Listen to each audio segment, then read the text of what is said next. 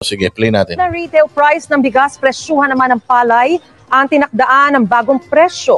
Ayon naman sa Department of Agriculture, may mga indikasyong bumababa na ang presyo ng bigas sa pamilihan. Yan ang tinutukan ni Bernadette Reyes. Ngayong nagsisimula ang anihan ng palay, nagdesisyon ng National Food Authority Council na pinamumunuan ni Pangulong Bongbong Marcos na magtakda ng panibagong presyohan sa palay. Ang magiging bagong buying price ng NFA dry o tuyong palay, 19 hanggang 23 kada kilo, habang magiging 16 hanggang 19 sa wet o basang palay. Yun ang aming ginagawa na masiguro na... Ang problema ganito, Bongbong, ha? Maganda yung gusto mo. Gawin mong 23, 19 sa basa, 23 sa tuyo. Maganda yun. Napakaganda niyan. Maganda. Ang problema kasi ganito, sir. Ang problema ganito. Bibilin yan ng mga traders. Kasi kung magkano binibili ng NFA yan, bibilin din ng traders na ganun yan. Tapos si NFA siguro, ang dami pang mga nire-require kapag bibili sa magsasaka. Baka kailangan ikaw yung landowner, ikaw yung ganito. Baka kailangan matitignan pa yung credit scores mo. Baka ang daming nire-require ng NFA. So ang gagawin ngayon, nung magsasaka, ibibenta niya. At saka ito nga yung problema sa Pilipinas, sir. Ang problema nga sa Pilipinas, most of our farmers, nangungutang lang din po sa lending ng mga pangpatanim nila. Ang problema, yung lender na yun, sila po yung kumbaga, sige, pauutangin kita, pero yung ani mo akin.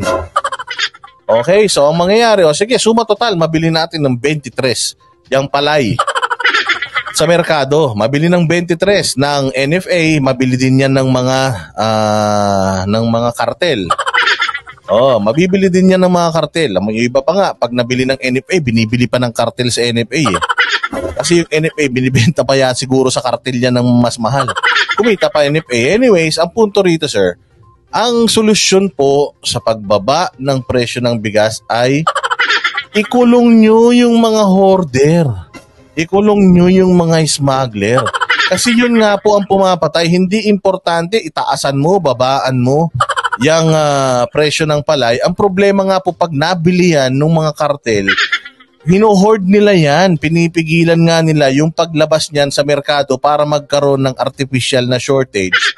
Para nabili nila ng 23 yung palay, tapos ibibenta nila ng 40 pesos yung bigas. Yun po ang problema. So okay, kikita po sa anihan yung magsasaka. Kumita sa anihan yung magsasaka. Okay, go. Ang problema, yung palengke, wala pong supply na mababa. Bakit? Kasi nga, kinokontrol ng kartel. So, ang ibig sabihin po talaga, ang problema po talaga, hindi yung pagpipresyo-presyo na yan, hindi po yung price cap.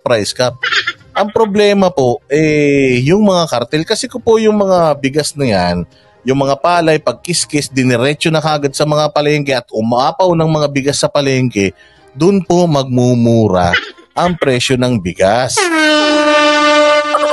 Pero hanggat yun pong mga hoarders, yun pong mga smugglers, malaya po silang ini-scam yung mga magsasaka, pati na rin tayo, hindi po tayo kailanman magkakaroon ng sufficient na bigas. Bakit? Kasi sila pong mga hoarders, sila din yung binigyan nyo ng mga import permits para makapag-angkat sa ibang bansa. Yun ang problema. So, wala tayong magagawa dyan. O kahit anong gawin natin, mahal pa rin yung bigas kasi kulang po yung supply dahil sa mga hoarders. Makapagbigay naman tayo ng magandang hanap buhay sa ating mga magsasaka. Kaya mabuti naman, maganda naman. Ang production cost naman ng mga farmer ngayon nasa 14, 15. So, meron na silang pagkikitaan. Siniguro naman ng NFA na magsisilbi itong buffer stock.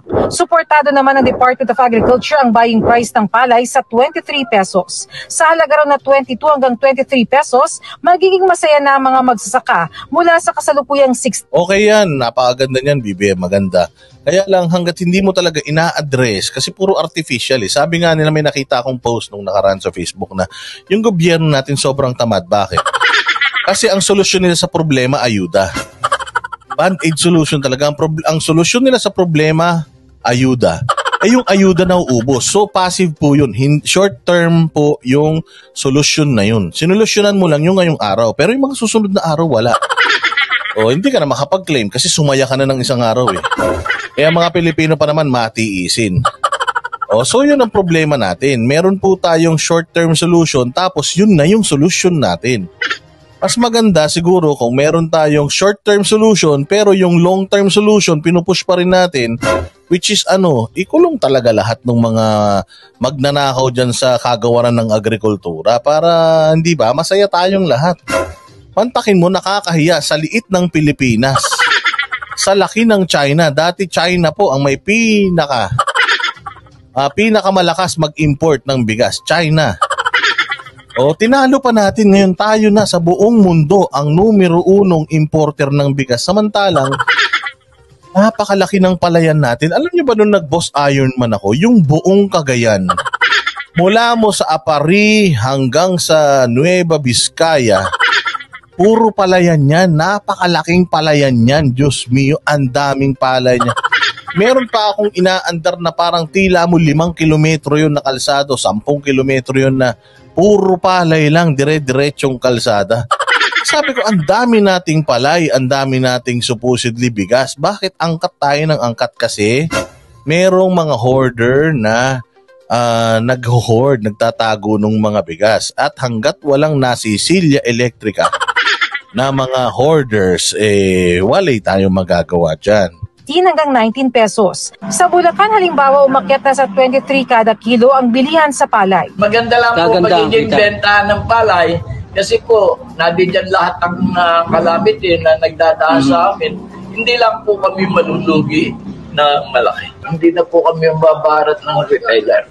Pero sa Pangasinan, mababa pa rin daw ang bilihan ng palay. Sa amin, sa probinsya ng Pangasinan, 16 to 17. Shoutout sa girlfriend ni Kamatis Analysis, Urinalysis na si Kamla Parwani. Shoutout sa iyo, madama. Dahil nag-umpisa pa lang, dapat 20 pataas. Ayon sa Department of Agriculture, may mga indikasyong bumababa na ang presyo ng bigas sa pamilihan. Minomonitor raw ito ng mga ahensya ng pamahalaan para makapagbigay ng rekomendasyon sa Pangulo.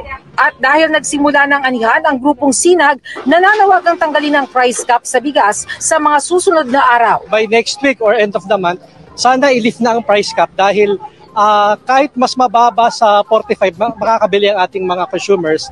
Pero para sa Bantay Bigas, sigit sa usapin ng presyo, dapat tutukan din ang pagpaparusa sa mga nananamantala sa presyo ng bigas. Yun ang importante, parusahan yung mga kartel.